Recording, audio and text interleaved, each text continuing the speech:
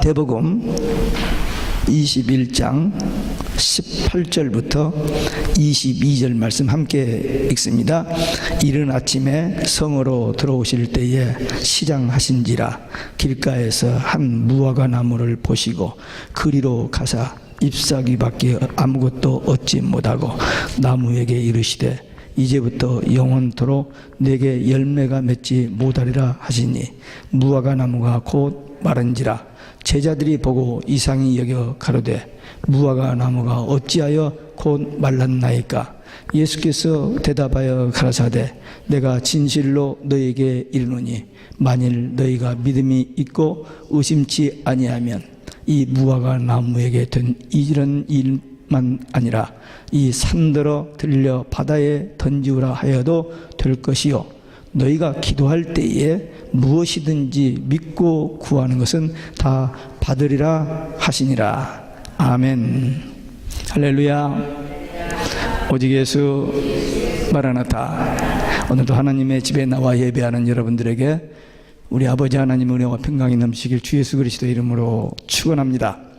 예수님께서 갈릴리에서 3년 사역을 마무리 지으시고 이제 예루살렘으로 입성하신 후에 제일 먼저 성전에 들어가서 성전 정화하는 사건이 있었습니다. 그것은 성전 중심의 구약교회의 멸망의 선언입니다. 그리고 구원받은 성도들의 모임, 성도들의 마음속에 계시는 하나님, 그 새로운 그 교회 탄생을 예고하시는 사건이었습니다. 오늘 본문은 열매 없는 무화과 나무를 저주하시는 사건인데 경건의 모양은 있지만 그 경건의 내용이 없는 이스라엘 백성들의 멸망을 선언하는 사건입니다.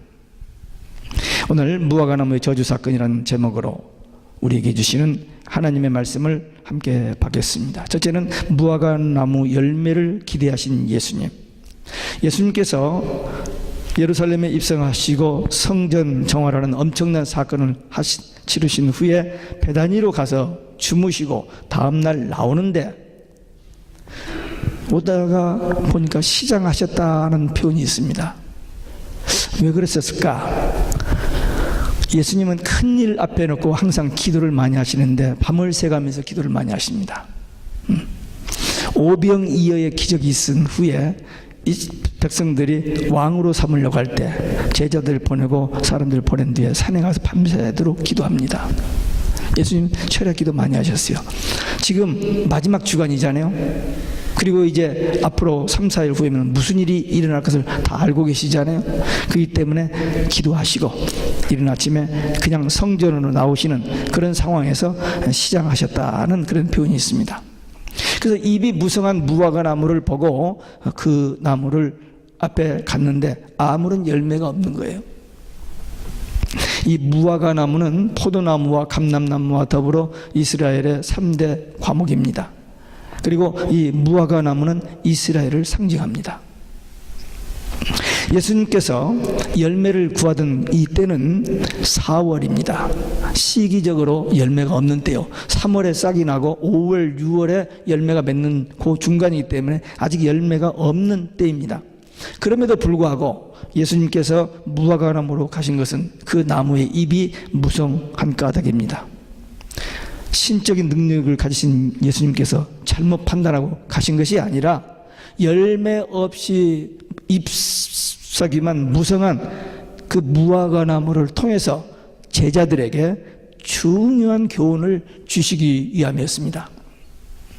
그 나무를 저주하여 마르게 하신 것은 마땅히 맺어야 할 열매가 없는 이스라엘을 책망하시고 심판과 멸망을 선언하신 것입니다. 무화과 나무, 이 본문의 무화과 나무는 예수님의 기대에 어긋난 것입니다.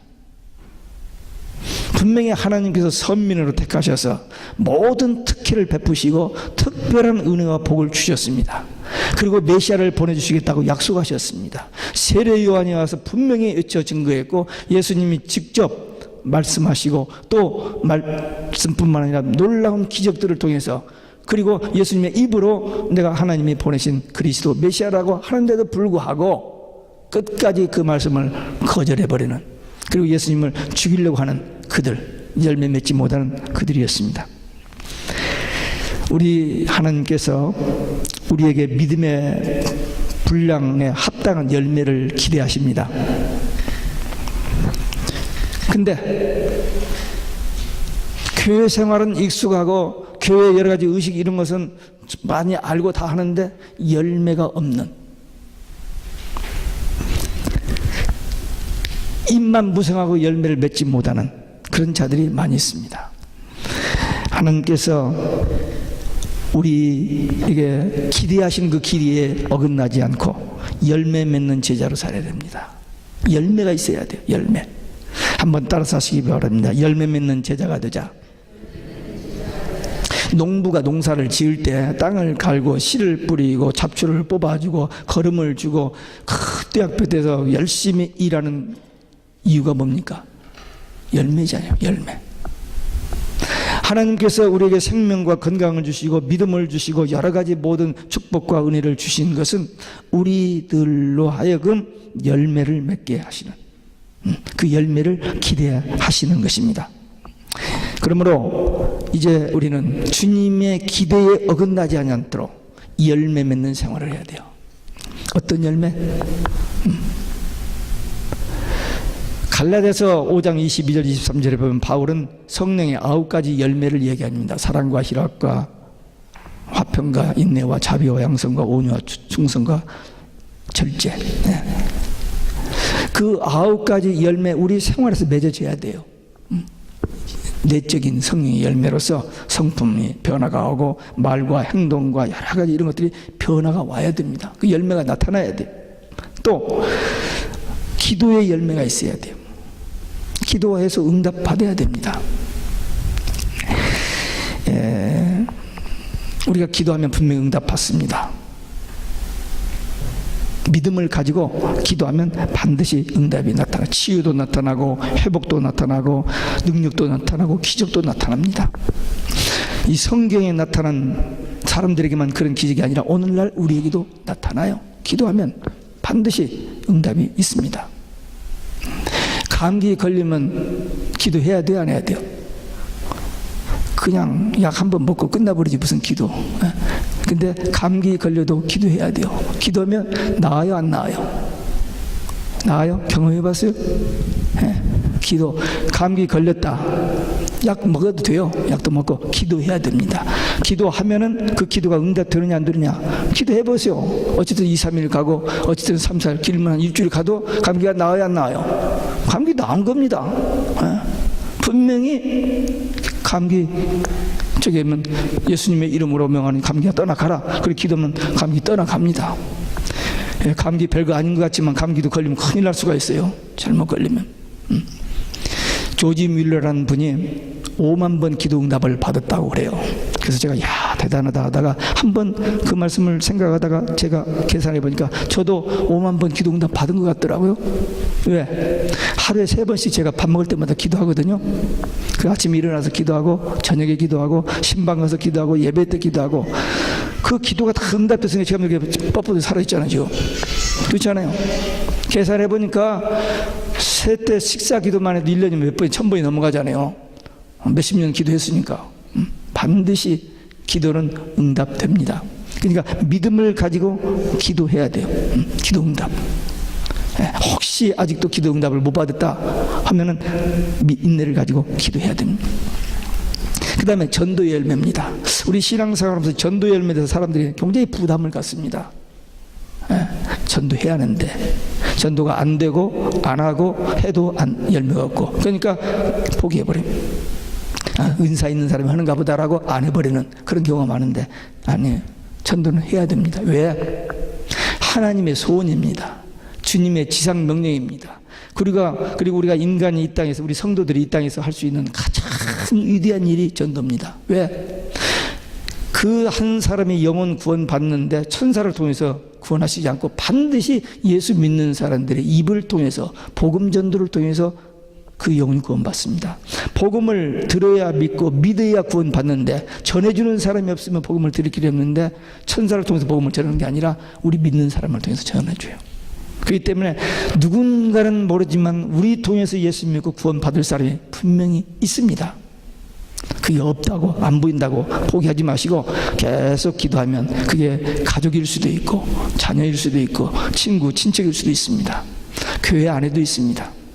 교회 안에도 교회는 다니지만 아직 예수님을 못 만난 사람이 있잖아요. 그들과 관계가 되어 있으니까 만나서 대화하다가 예수님을 믿고 구원받고 영생 얻는 그 간단한 복음 제시하면 돼요. 지난번에도 얘기했죠. 우리 전도지가 6개 나라 말로 되어 있다고. 아주 한 페이지, 우리 한국말로 한 페이지 아주 간략히. 그러나 전도할 수 있는 모든 거긴 다 들었습니다. 그냥 가지고 다니세요. 핸드백이나 주머니나 가지고 다니다가 갑자기 성령의 감동 오면은 주면 돼요. 한국 사람 찾아서 할 필요 없어요. 누구에게나 주면 됩니다. 예, 거기 다 있으니까. 그리고 혹시 시간이 있으면 펴지고 한번 보라고 그래. 그럼 이렇게 쳐다보잖아요. Do you understand this?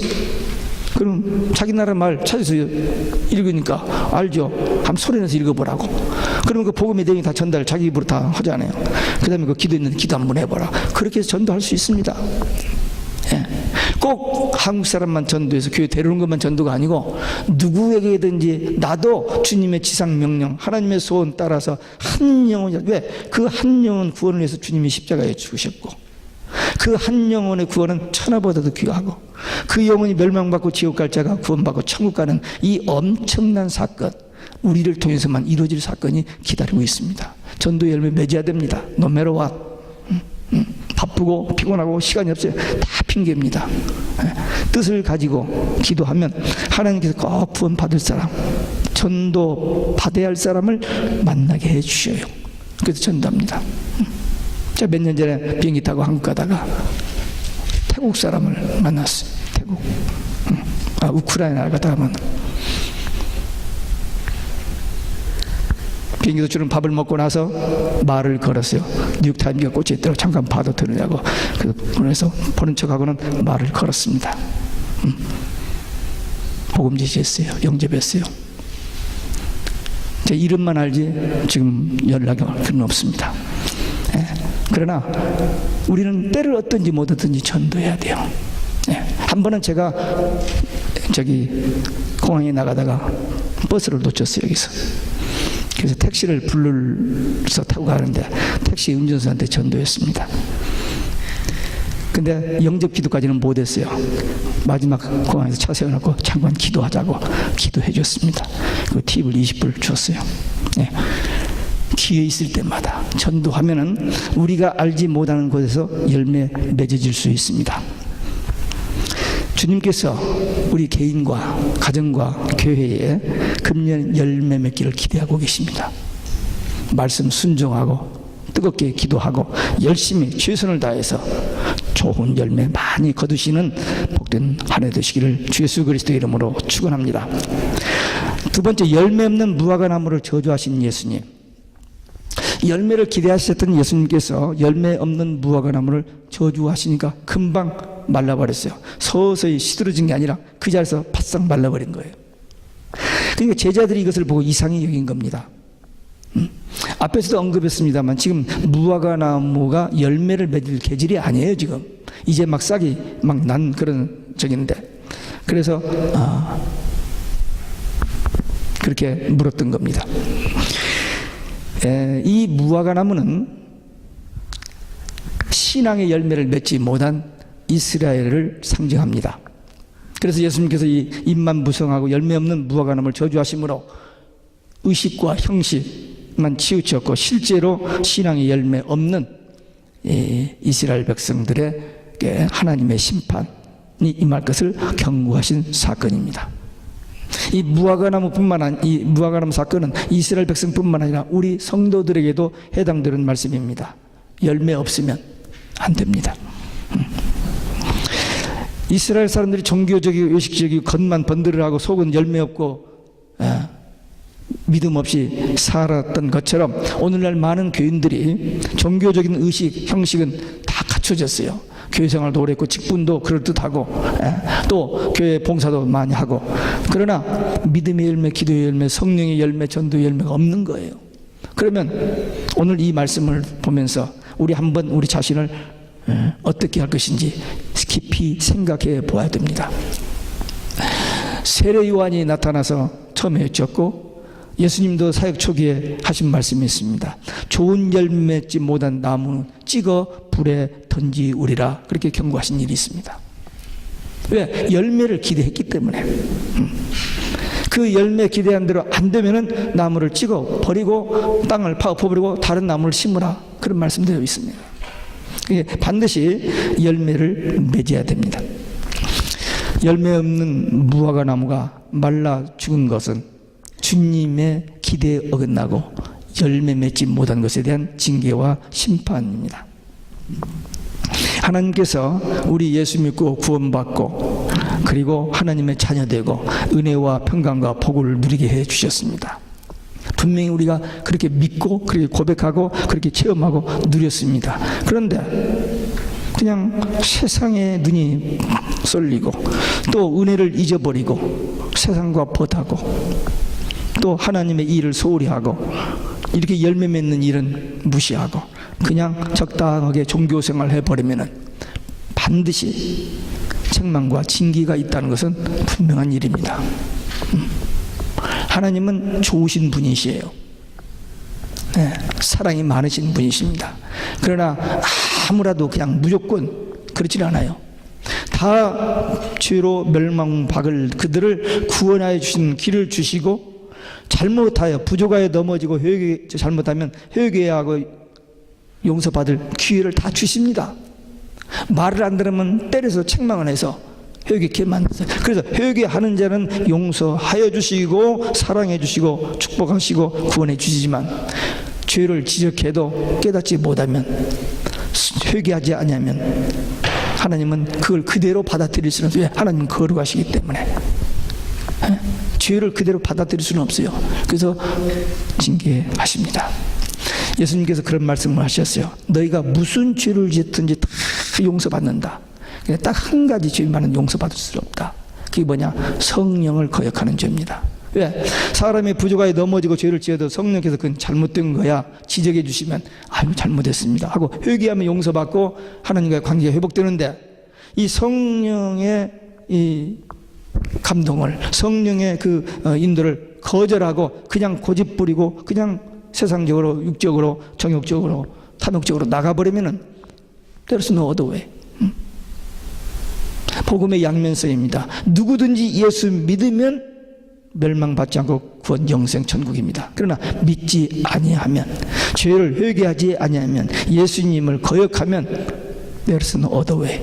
그냥 멸망입니다. 심판입니다. 그래서 요한복음 3장 16절과 18절에 나란히 그렇게 있어요. 믿으면 구원 영생 천국, 믿지 않으면 심판 멸망. 예. 우리는 정말 하나님의 은혜로 복음을 들었습니다.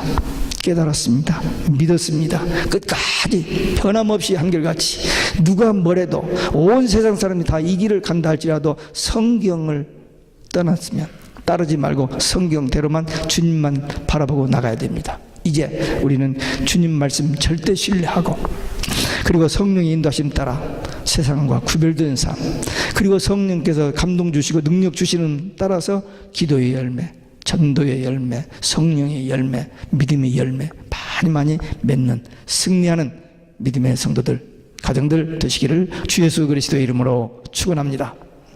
세 번째, 믿고 구하는 것은 다 받는다 하셨습니다. 예수님 말씀 한마디에 그냥 시들어버린 그 무화과 나무를 보고 제자들은 이 같은 능력의 출처가 어딘가라고 질문을 합니다. 근데 이미 예수님이 행하신 것을 모든 걸 다 봤어요. 그런데도 이 특별한 상황 속에서 좀 이해가 안 되는 부분이 있기 때문에 예수님께서 다시 질문하니까 예수님께서 두 가지 측면에서 이 얘기를 합니다. 하나는 믿음. 너희가 믿고 의심치 않으면 산을 들어 바다에 옮길 그런 일까지도 가능하다는 겁니다. 지금 무화과 나무 하나 이렇게 말라 비틀어진 것 말고 산을 들어서 바다에도 옮길 수 있는 그런 기적이 일어날 수 있다라고 믿음을 말씀해 주셨습니다. 믿으면 열매가 맺고 믿으면 기적이 나타납니다. 우리 그냥 믿는다고 하지만 그냥 대충 적당히 믿으니까 그러지, 확실히 믿으면 분명히 그 믿음에는 열매와 결과가 나타나요. 아니, 성경에 보세요. 예수님 당시에 수많은 환자들이 있었습니다. 근데 다 패스바이, 지나가, 소문 다 듣고 알고 있었는데도 예수님 앞에 나오질 않아요. 근데 예수님 앞에 나온 사람들은, 믿음을 가지고 나온 사람은 고침을 받지 않아요. 똑같이 같은 장소에 있었는데, 똑같이 한 교회에서 신앙생활을 하는데 믿음이 있는 사람과 없는 사람이 구분되어집니다. 출애굽기에 보면 모세가 애굽에서 어렵게 나왔는데 앞에 홍해가 딱 가로막혔습니다. 뒤에서 애굽 군대가 쳐들어옵니다. 도망갈 수도, 대항해서 싸울 수도 없는 도간에 든 쥐가 되어버렸습니다. 꼼짝없이 끝났습니다. 그래서 사람들이 왜 매장지가 없어서 우리를 여기다 데다가 죽이느냐고 백성들이 원망을 합니다. 그때 하나님께 기도하고 하나님의 말씀 받고 홍해를 갈라서 건너는 기적이 일어났습니다. 이 사실을 우리는 그냥 단순히 믿잖아요. 근데 이 성경을 연구하는 학자들은 이걸 못 믿어요. 어떻게 홍해가 갈라져서 건너가느냐 이거죠. 그 신학교 교수가 그렇게 강했대요. 그건 홍해 바다도 이렇게 아주 얄팍한 무릎 닿는 데밖에 안 되는 그 건너가는 길인데 골로 갔다고 그렇게 설명을 한 거. 안 믿어지니까. 그러니까 그 강의를 듣고 있던 신학생이 교수님, 그건 진짜 기적이네요. 그 무릎밖에 안 되는 그 물에 애국 군대가 다 빠져 죽어버렸으니까 정말 그 기적이네요. 네.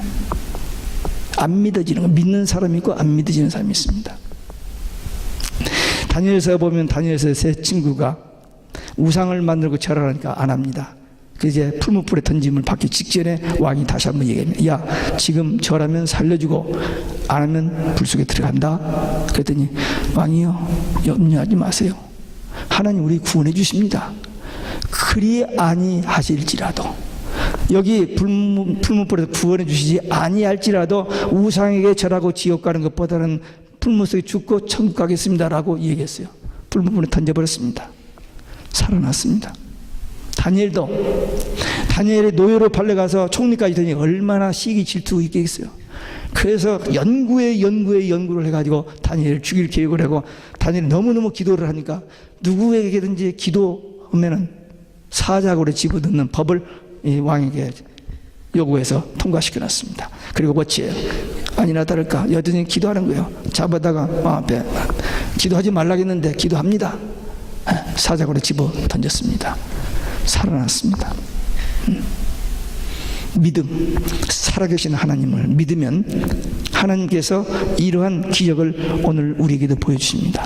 예수님께서 변화산에 가서 기도하고 세 제자를 데리고 기도하고 내려오시는데 아래에서 9 제자가 귀신 들린 아이 하나를 못 고쳐가지고 쩔쩔매고 그냥 망신을 당하고 있었습니다. 예수님이 내려오니까 그 아버지가 이 아들 할 수 있거든, 이 아들 좀 고쳐주세요. 그랬더니 할 수 있거든이 무슨 말이냐, 믿는 자에게는 능치 못할 일이 없다 하면서 고쳐주셨어요.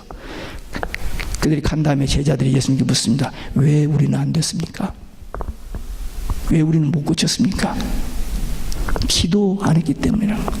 분명히 예수님께서 12 제자를 보낼 때에 천국 복음 전하고 귀신을 쫓아내고 병든 자를 고치라고 내보내고 다 그렇게 열매가 맺었습니다. 근데 이 귀신 들리는 하나를 나중에 이렇게 만났는데 기도도 안 하고 믿음도 없이 그냥 나서라. 어떻게 하니까 안 나서 버린 거예요. 믿음, 기도.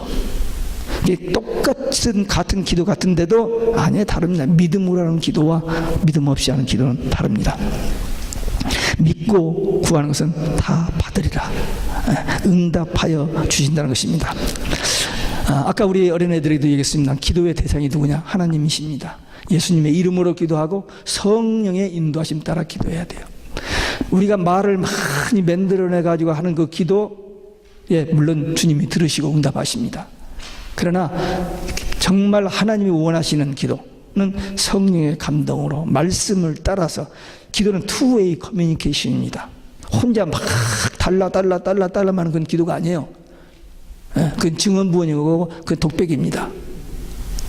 기도는 투웨이 커뮤니케이션. 하나님의 말씀 붙잡고 그 말씀 따로 그 말씀 약속 붙잡고 내가 기도해야 이 교회 대화가 되고 하나님이 응답해 주십니다.